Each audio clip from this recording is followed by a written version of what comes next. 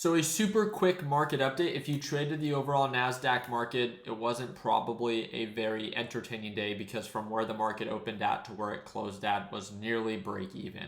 We did see some sell off and then a quick little recovery. This was a perfect example of waiting for an opportunity to present itself. I love trading reversals. I'll talk about that in just a little bit. But we talk about this in LPP where it's the three stages of a reversal: rejection, consolidation, and then confirmation when it begins to recover and goes back to previous highs. This alone, by waiting for the market to sell off and then indicate signs of recovery, would have been the trade for the day if you like focusing on the NASDAQ market or TQQQ.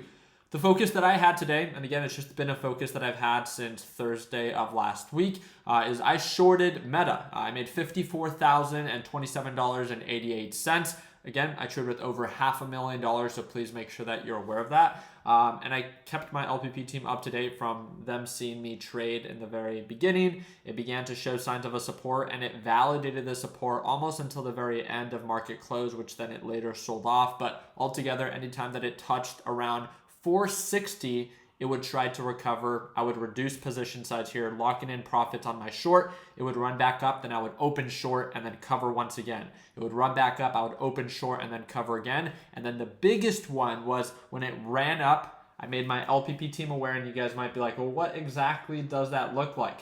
Let me go ahead and show you very quickly. I wanted to pull this up. It's under our trade ideas, making them aware of when the NASDAQ market when Meta became super overbought. So you can see that it ran up to highs of 468, almost 469.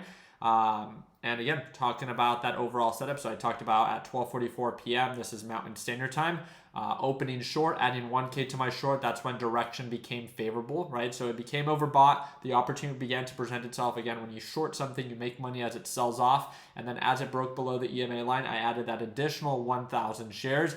And then as we approach previous lows, I bought to cover relatively pretty early. I didn't ride this thing all the way back down to previous lows. I just, again, didn't need that trade. I was already exceeding my daily, literally exceeding my weekly goal. This is not an average day for me. I'm not going to pretend like it is. This is an absolute insane day. And I got asked a really good question today.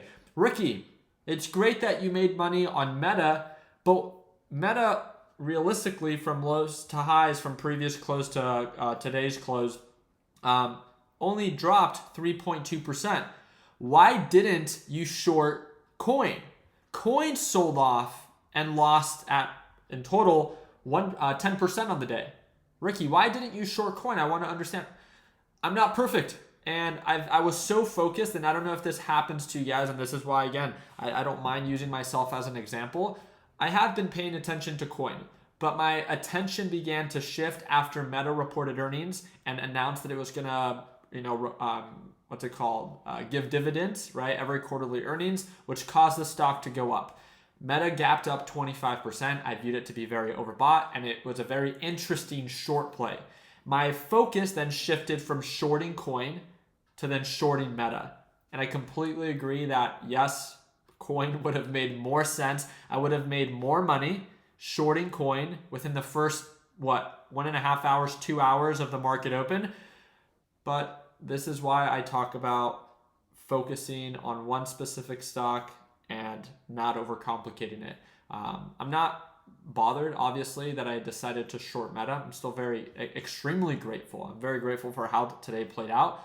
But this is a great reminder that like when you try to manage more than one different opportunity at the same time, it does become challenging, right? And each stock has its specific criteria that not only need to be met, but also risk tolerance. Coin is a very volatile stock. And as you can see, on a dime, it just quickly began to sell off. That would have sucked if someone was long in a position expecting for it to go up, but then again, quickly change its direction. This is why, again, keeping it simple and having one stock that you solely focus on, especially if you are choosing to trade. Trading and investing are two very different things, so please make sure that you are aware. I also wanted to share a handful, or really just one stock that reported earnings today. So Palantir did gap up after the market hours. That's great for those that were already invested. But McDonald's, I wanted to share this one with you. MCD, which is McDonald's ticker, sold off. And this sold off during the pre-market session into normal trading hours. And if you look at it, it sold off nearly 4%, nothing too crazy, but it looks like it was at a previous resistance of 302 and now pulled back to 385. I just thought it would be something to talk about because of the potential for recovery for those that see value in it. But if it continues to sell off, then again, maybe it could be something that we can entertain for a potential short if it actually continues to sell off. But wanted to make sure that were aware. Also, when it comes down to earnings that are set to be released tomorrow, pre-market, we have Lilly, Spotify, Hertz, Toyota, and BP. But then after the market closes, we have Snapchat and FaZe, Ford, and Chipotle that are all going to be reporting earnings. I have nothing when it comes down to economic reports that are going to be released tomorrow on February 6th. But again, every day presents new opportunities. The biggest thing that I would focus on is kind of like today. This is the best example that I can give you. Markets from open to close, if you tried to take a position right at market open to right at market close, was a very flat day. But if you gave the market the time that it needed to paint its picture for the day, and this is the example that I always give, right? For those that are just getting started, if you would have been patient enough to let the market sell off, you didn't have to short the market, but let the market sell off, identify its support, and then begin to recover, this trade alone would have been, at least in my opinion, a trade worth taking, where you don't have to trade right at market open or right before the market closes. You can wait for the market to paint its picture for the day and allow an opportunity to present itself that is actually worth taking advantage of.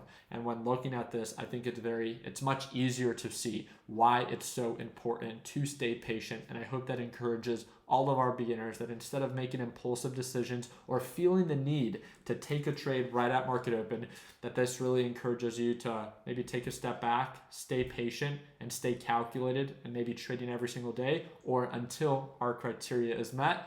Then we can choose to take advantage of different opportunities. So really excited to follow up. I hope to see you for tomorrow's live trading session. And if you want to tune on in, it's the second link in the description down below if you want the biggest discount to watch Matured live as soon as tomorrow. I appreciate your time. If you have any questions, comment down below. And like always, let's make sure that we end the year on a green note. Take care, team.